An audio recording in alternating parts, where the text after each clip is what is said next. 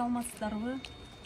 Байелим компаниясы жана өзүбүздүн үй бүлөнүн атынан жардамга муктаж болгон үй бүлөлөргө 1 миллион сомдук азык-түлүк камдап жеткирип берели деп турабыз.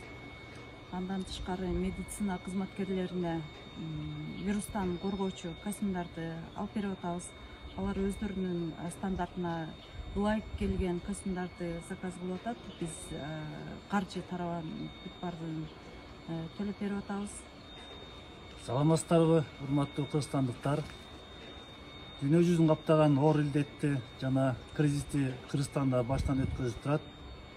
Ушундай оор күндөрү биз 14 ашып калды. Ушу коронавирусту алдын алуу сактануу иретинде үйдө баарыбыз карантинде отурабыз. Ушундай оор күндөрдө жардамга муктаж болгон үйлөргө биз үйлөрүбүздүн атыбыздан тамак аштан жардам берүүнү чечтик. Мындай күндөр да өтөт.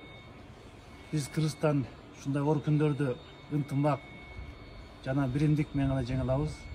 Жакшы күндөр да келет. Сиздерге ар бирлерге ден соолук каалайм.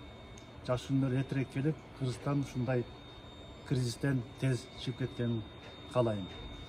Мамлекетибизге жардам берели. Ар кимибиз үйдө отурсак, мамлекет үчүн эң чоң жардам үйдө отурабы.